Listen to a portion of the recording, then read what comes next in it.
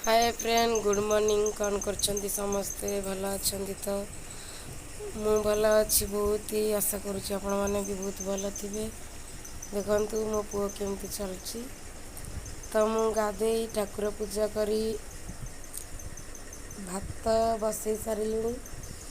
मोर माने बर्तमान भात हो सारे, पोटल आलू कांकण भजा हो सारे।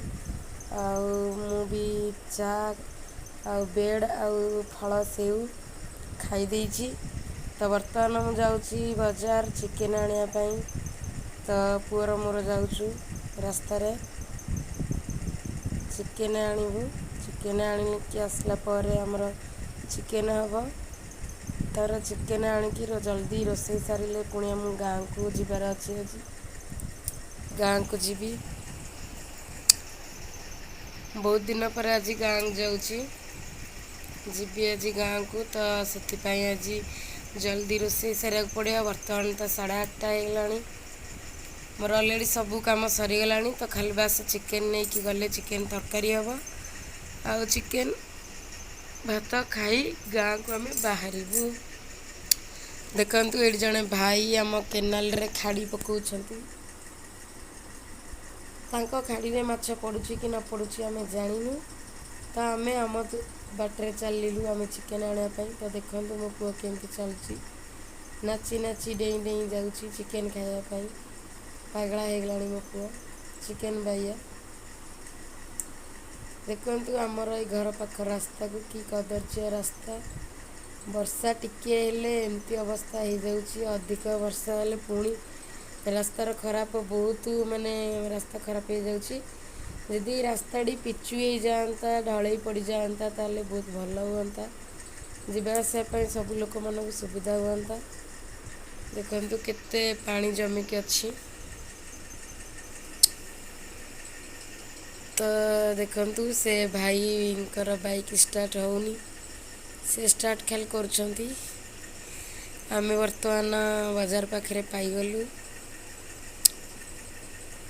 तो आम जो दुकान को जीवु से दुकान सामने देखते केते गहली बहुत लोक अच्छा सेठी। बाकी आम बर्तमान रास्ता पारी हबु। बर्तमान रोचु रास्ता परी हो सारा पर कथा हेबी। तो आम ए रास्ता पारी होकि पलि आसु दुकान को मसला नापाई। बर्तमान आमर किछि गुंड मसला किणवार थिला किणी सारिलु। बर्तमान आम परिबा दुकान को चललु मा पुआ। तो परिबा दुकान रे आमर धनिया पत्र टमाटो किछि नबार अछि। तो से भाई देखंतु टमाटो धनिया पत्र दौछंती।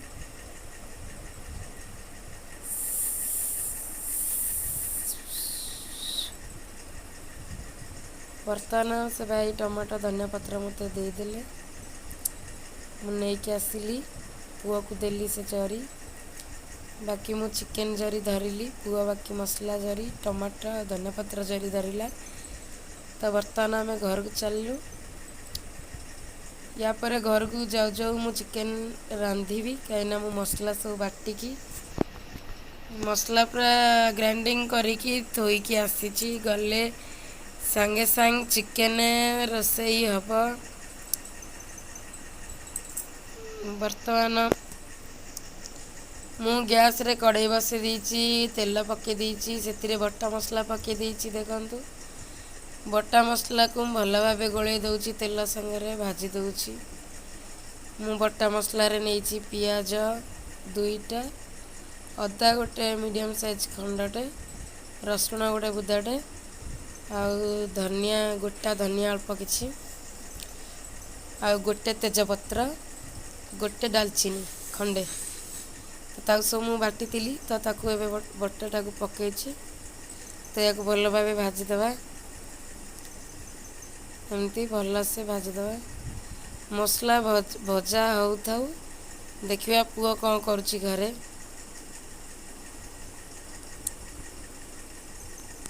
गोपाल से पूरा सोईकी टीवी देखुची।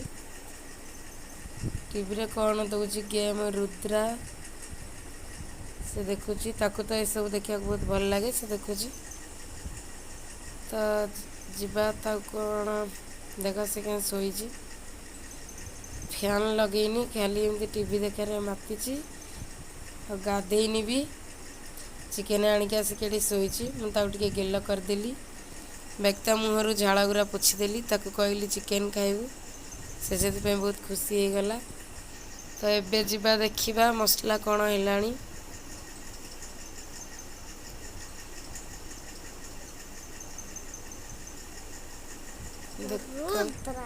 ଦେଖନ୍ତୁ ମସଲା ପୁରା ଭାଜି ଆସିଲାଣି ଅଳ୍ପ ଅଳ୍ପ। ବର୍ତ୍ତମାନ ଆମେ ଆଉ ଟିକେ ତାକୁ ଗୋଳେଇ ଗୋଳେଇ ଭାଜିଦେବା ଭଲ ଭାବରେ।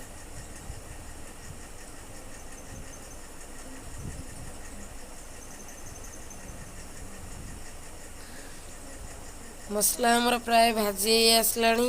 ତ ଏଥିରେ ଆମେ ବର୍ତ୍ତମାନ ଲଙ୍କାଗୁଣ୍ଡ ଦେବା। ଯେତିକି ଆବଶ୍ୟକ ଲଙ୍କାଗୁଣ୍ଡ, ଯେଉଁ ପରିମାଣରେ ଯିଏ ଲଙ୍କା ଖାଉଥିବେ ତ ସେହି ପରିମାଣରେ ଲଙ୍କାଗୁଣ୍ଡ ଦେବେ। ଆମର ଯେହେତୁ ଅଳ୍ପ ରାଗ ଖାଆନ୍ତି ତ ମୁଁ ଅଳ୍ପ ଲଙ୍କାଗୁଣ୍ଡ ଦେଲି।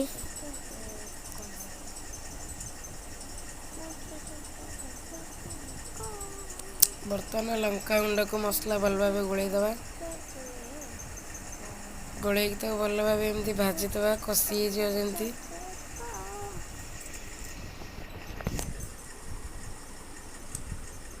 ଏମିତି ଭଲ ଭାବରେ କଷିଦେବା ଆମେ। ଦେଖନ୍ତୁ ବଢ଼ିଆ କଷି ହେଇଗଲାଣି। ମସଲା ସବୁ ବି ଭଲ କଲର୍ ଆସିଗଲାଣି। ଏଥିରେ କାଟିଦେବା ଗୋଟେ ଟମାଟୋ। ତାକୁ ଭଲ ଭାବେ ଗୁଣ୍ଡ କରିକି କାଟିଦେବା। ତ ସେ ଗୁଣ୍ଡ ଟମାଟୋକୁ ବର୍ତ୍ତମାନ ପକାଇଦେବା। ଟମାଟୋ ମସଲା ଭଲ ଭାବେ ଗୋଳେଇ ଦେବା। ଭଲ ଭାବେ ଗୋଳେଇ ଦେବା ଏମିତି। ବାକି ମୁଁ ଭାତ ଆଜି ରାନ୍ଧିକି ରଖିଦେଇଛି। ମୁଁ କହୁଥିଲି ତୁମକୁ ବଜାର ଗଲା ଟାଇମ୍ରେ। ତ ବର୍ତ୍ତମାନ ଭଜା ବି ଗୋଟେ ମୁଁ କରିଦେଇଛି। ପୋଟଳ ଆଳୁ କାଙ୍କଣ ଭଜା ଦେଖନ୍ତୁ ରେଡ଼ି। ଭାତ ବି ହେଇଯାଇଛି, ଖାଲି ଚିକେନ୍ ଯାହା ହେବ। ଦେଖନ୍ତୁ ଇଏ ବି ପୁରା ମସଲା ଟମାଟୋ ପୁରା କଷି ହେଇଗଲାଣି। ଏଥିରେ ବର୍ତ୍ତମାନ ଜିରା ଗୁଣ୍ଡ ଦେଲି ମୁଁ।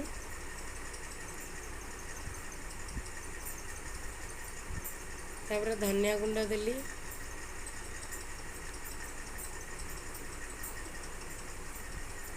ଏବେ ୟାକୁ ଭଲ ଭାବେ କଷେଇବା।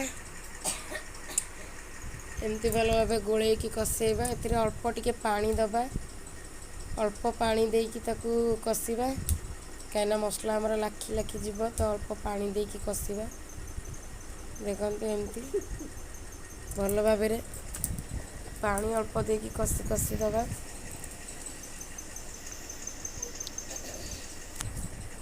କଷିକି ମୁଁ ମସଲାରେ ଢାଙ୍କୁଣି ଦେଇ ଦେଇଥିଲି ଅଳ୍ପ ସମୟ ପାଇଁ। ମୁଁ ଢାଙ୍କୁଣି ଦେଇ ଦେଇଥିଲି। ଢାଙ୍କୁଣି ବାହାର କରିକି ଦେଖିଲି ତ ମସଲା ପୁରା ବଢ଼ିଆ ଭଲ ଭାବରେ କଷି ହେଇଯାଇଛି। ତାକୁ ଭଲ ଭାବେ ଗୋଳେଇ ଦେଲି। ତ ବର୍ତ୍ତମାନ ସେଥିରେ ଚିକେନ୍ ମସଲା ଦେବା। ଚିକେନ୍ ମସଲା ଦେବା।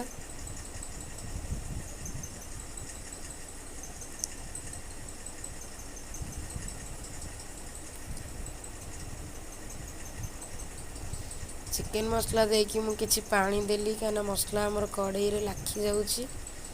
ତ ଅଳ୍ପ ପାଣି ଦେଇକି ମୁଁ ତାକୁ ଭଲ ଭାବେ ଗୋଳେଇ ଦେଉଛି। ଏମିତି ଭଲ ଭାବେ ଗୋଳେଇ ଦେଉଛି। ତ ଗୋଳେଇକି ମୁଁ ତାକୁ ଢାଙ୍କୁଣି ଦେଇ ଦେଇଥିଲି। ତ ଢାଙ୍କୁଣି ବାହାର କରିଦେଲା ପରେ ଦେଖ ମସଲା ପୁରା ବଢ଼ିଆ ହେଇଯାଇଛି। ତ ୟା ପରେ ବର୍ତ୍ତମାନ ମୁଁ ଟିକେ ହଳଦୀ ଗୁଣ୍ଡ ଦେବି।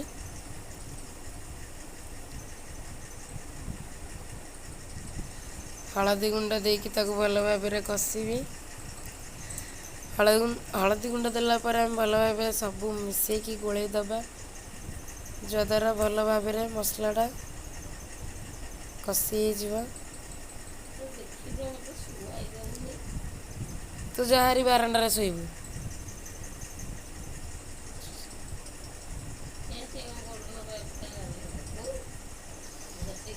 ସବୁକୁ ଭଲ ଭାବେ ଗୋଳେଇକିରି ତାକୁ ଢାଙ୍କୁଣି ଦେଇଦେବା। ଢାଙ୍କୁଣି ବାହାର କରିଦେବା କିଛି ସମୟ ପରେ। ଦେଖନ୍ତୁ ମସଲା ପୁରା ବଢ଼ିଆ କଲର୍ ଦେଖାଯାଉଛି।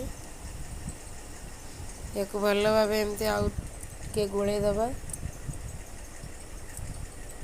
ଏମିତି କିଛି ସମୟ ଏପଟ ସେପଟ କରିକି ତାକୁ କଷିବା।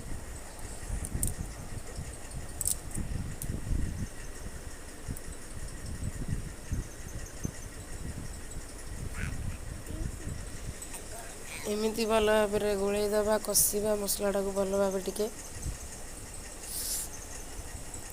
ଦେଖନ୍ତୁ ଭଲ ବଢ଼ିଆ ଭାବରେ ମସଲା କଷି ଆସିଲାଣି।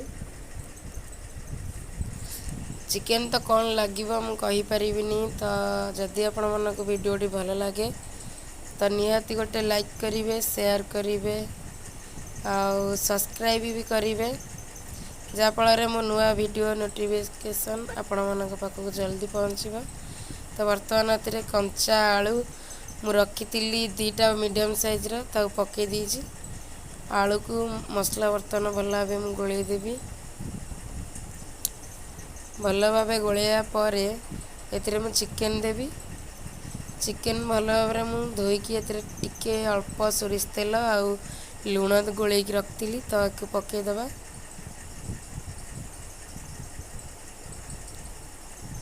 ତାପରେ ୟାକୁ ଭଲ ଭାବରେ ଗୋଳେଇବା। ଚିକେନ୍ ଆଳୁ ମସଲା ଭଲ ଭାବେ ଯେମିତି ମିଶିବ ସେମିତି ଗୋଳେଇ ଦେବା। 2-3 ମିନିଟ୍ ପାଇଁ ପୁରା ଭଲ ଭାବେ ଗୋଳେଇବା।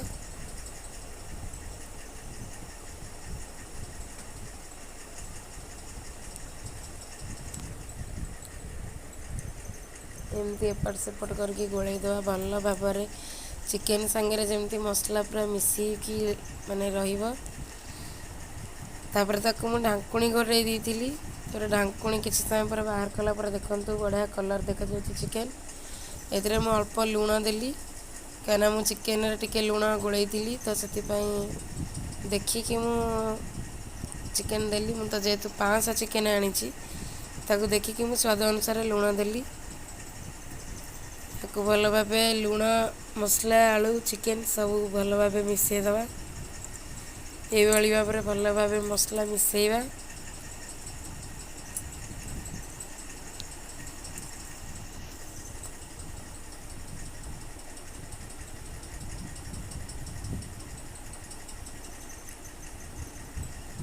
ଦେଖନ୍ତୁ ଏଇଭଳି ଭାବରେ ଭଲ ଭାବେ ମିଶାଇକି ଘୋଡ଼େଇ ଦେବା ଢାଙ୍କୁଣୀ। କିଛି ସମୟ ପରେ ଢାଙ୍କୁଣୀ ବାହାର କରିବା। ଦେଖନ୍ତୁ ବଢ଼ିଆ ଭାବରେ କଷି ଯାଇଛି ଆଳୁ, ମସଲା, ଚିକେନ୍। ତ ଏଥିରେ ଆମେ ବର୍ତ୍ତମାନ ଆଉ ଗୋଟେ ମସଲା ଆମର ମେନ୍ ମସଲା ରହିଲା, ତାକୁ ଆଉ ଟିକେ ପକାଇଦେବା। କାହିଁକିନା ଚିକେନ୍ ହେଉ କିମ୍ବା ମଟନ୍ ହେଉ କଷେଇଲା ଟାଇମ୍ରେ ଆଉ ଟିକେ ମସଲା ଆଡ଼୍ କଲେ ଭଲ ଲାଗେ। ବର୍ତ୍ତମାନ ଏଇଟା ଯେହେତୁ ମୁଁ ଚିକେନ୍ କରୁଛି, ତ ଚିକେନ୍ କଷେଇଲା ବେଳେ ଟିକେ ଚିକେନ୍ ମସଲା ପକାଇବେ। ମଟନ୍ କଷେଇଲା ବେଳେ ଟିକେ ଆଉ ମସଲା ମଟନ୍ ଦେବେ। ଯାହା ଆମେ ମସଲା ବଟା ମସଲାରେ ଗୁଣ୍ଡ ଆଡ଼୍ କରିଥିବା, ତା ବାଦେ ଆଉ ଟିକେ କଷେଇଲା ଟାଇମ୍ରେ ଚିକେନ୍ ମସଲା ଆଡ଼୍ କଲେ ଟେଷ୍ଟ ଲାଗେ।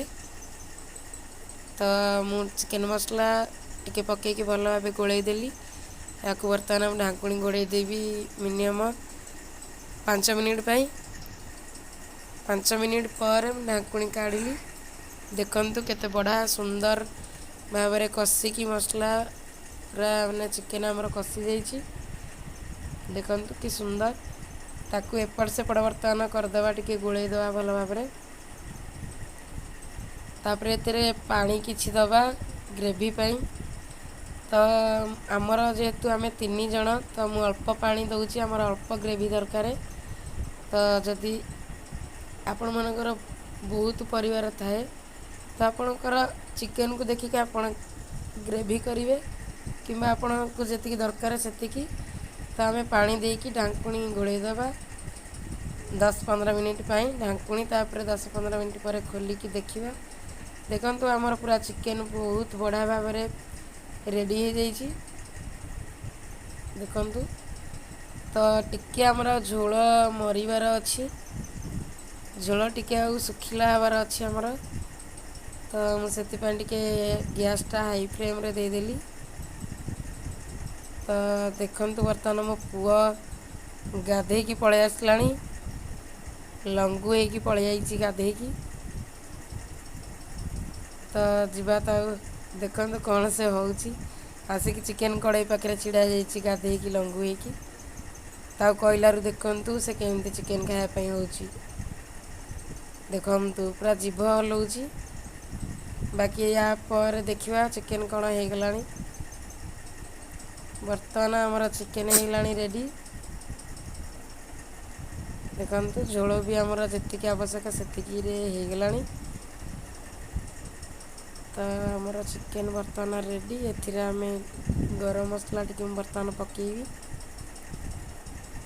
गरम मसला टिके पकेली तो आउ धनिया पत्र किसी काटिकी रखी ताकू मध्य पकेली।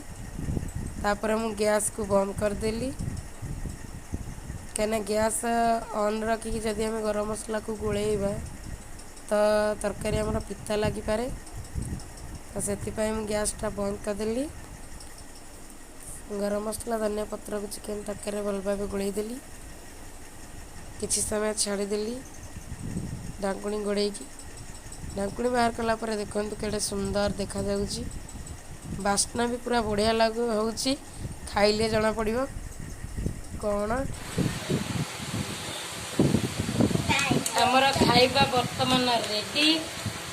वर्तमान मो बोहू मु आ मिकी मिकी जटिकाना कौन आज भात तर उड़ी जीवा पूरा कौन है तरकारी आज चिकेन। चिकेन तो भल लगे देखु ता चिकेन आ भजा आलू पोटल कंकण भजा आ भात चलतु र र र र गरम अच्छी चिकेन टा गरम ठीक अच्छी। तो आम खाई सारा पर कथा होचु बाय।